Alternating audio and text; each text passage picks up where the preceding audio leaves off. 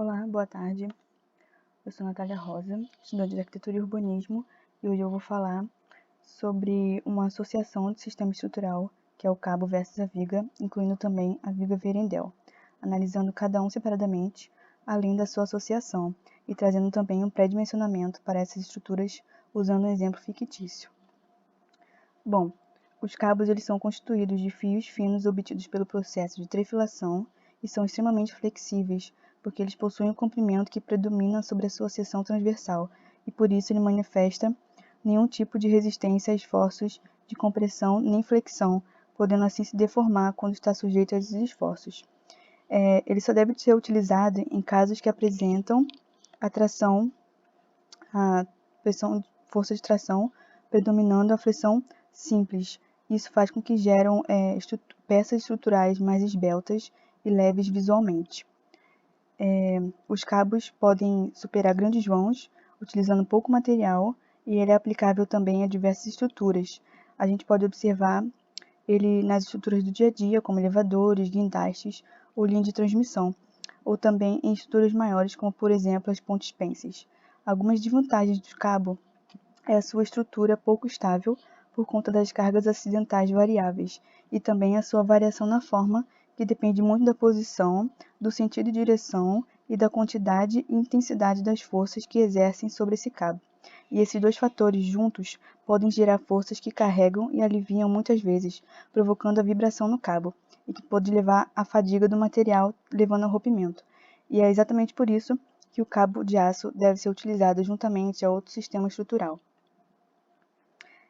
A viga é um sistema estrutural reto e horizontal, que conduz as cargas verticais que nela estão apoiadas para outras estruturas verticais, e ela pode estar submetida a dois esforços, que é a força cortante e principalmente o momento fletor, e isso requer maior resistência e também maior consumo de material.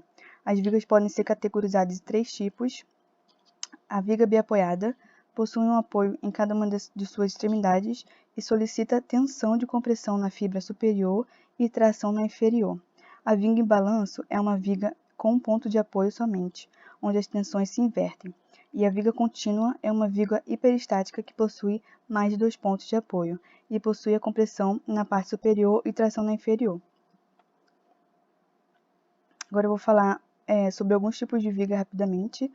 A viga de alma cheia, é uma viga que não contém vazios em sua alma, o que torna ela um sistema que consome muito material, e por isso ela está sujeita a um esforço menos favorável, o que também torna mais pesada.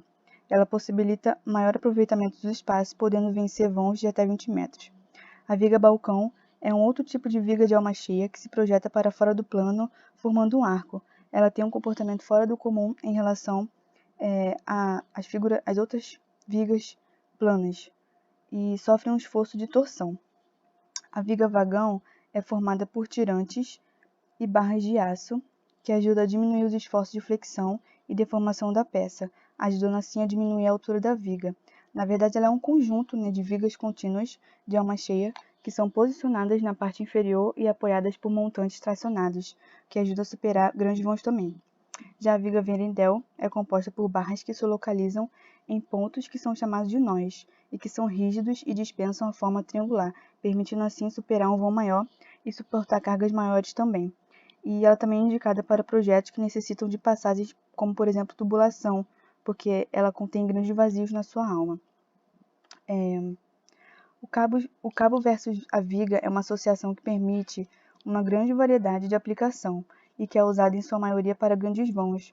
Ela pode ocorrer internamente, fazendo assim uma economia no material e também garantindo uma estética agradável. Ela também pode ocorrer externamente para quando se deseja trazer um desenho mais retilíneo, só que isso acontece raramente. Essa associação também pode ser utilizada para contraventamentos de coberturas metálicas, onde o cabo acaba se tornando o elemento secundário. Existem também mais duas possibilidades para esse tipo de associação, e uma delas é quando se pretende pendurar uma outra estrutura em uma estrutura principal, formada por vigas, e a outra opção é contrária a essa, onde a viga é atirantada e o apoio serve de tirante. Um exemplo comum para essa estrutura atirantada são as coberturas metálicas suspensas por tirantes, que já se tornou muito comum, né, nos dias de hoje.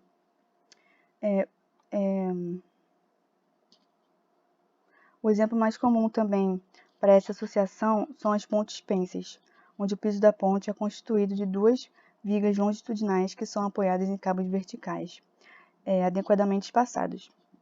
E o outro tipo também de associação é o cabo versus a viga de alma cheia, que o resultado dela é a viga vagão, que foi citada anteriormente.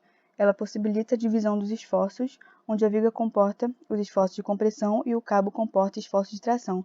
E isso faz com que essa viga consiga superar um vão maior sem a necessidade de pilares do centro. Aqui tem até uma imagem mostrando a estrutura de uma viga vagão. Aqui eu trouxe agora alguns exemplos dessa associação. O primeiro deles é a ponte Golden Gate. É uma ponte pêncil que fica localizada em São Francisco, na Califórnia. Foi projetada pelos arquitetos Charles Elis e Joseph Strauss. Ela tem uma altura de 75 metros e um comprimento de 2.737 metros. E ela fica erguida a 220 metros acima do nível do mar e conta com cabos que surgem de duas torres que suportam o peso da ponte. O outro exemplo que eu trouxe é a Casa Grelha, que é um projeto que fica localizado na região da Serra de Mantiqueira, São Paulo, e foi projetado pelo escritório FGMF. E foi usado nela grelha rígida estrutural, para evitar o excesso de pilares e assim conseguir um visual mais amplo também. O próximo exemplo é a sede do Sebrae, que foi projetada pelo Grupo SP e Luciano, fica localizado em Brasília e foi um projeto de grande porte em que se precisava vencer um vão de 36 metros lineares e que para isso foi pensado em uma estrutura mista de concreto e aço com duas vigas de vagão de 3 metros e 60 centímetros de altura. O último exemplo que eu trouxe é a Casa Varé, um projeto residencial de 2018, projetado pelo arquiteto Sérgio Sampaio, Arquitetura mais Planejamento, que fica localizado na margem da represa Jurumirim, em São Paulo, e tem uma cobertura bem comum de todas as residências, porém, o que foi adicionado dela foi o estilhaante de aço para o contraventamento e também para reforçar as articulações. Por último aqui, eu trouxe um pré-dimensionamento dessas estruturas que foram analisadas. E para começar, temos aqui o pré-dimensionamento do cabo de aço, considerando um projeto fictício de uma ponte turística de madeira erguida com cabos de aço para uma floresta, sendo preciso superar um vão de 95 metros. Para isso, eu desenhei aqui no gráfico e o resultado foi que os limites de altura da flecha seriam entre 7 e 11 metros. Para os pré-dimensionamentos da viga, eu considerei um projeto fictício de uma casa de veraneio, onde precisava superar um vão de 12 metros. Então, aqui no gráfico, foi desenhado e obtido em que os limites da altura da viga seriam entre 50 e 80 centímetros.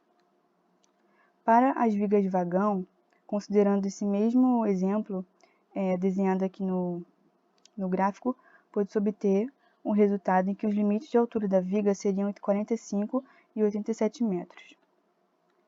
Já para as vigas Vierendel, considerando também o mesmo exemplo anteriormente, desenhado aqui no gráfico, foi obtido um resultado em que os limites de altura da viga seriam entre 60 centímetros e 1,5 m de altura. Obrigada, é isso.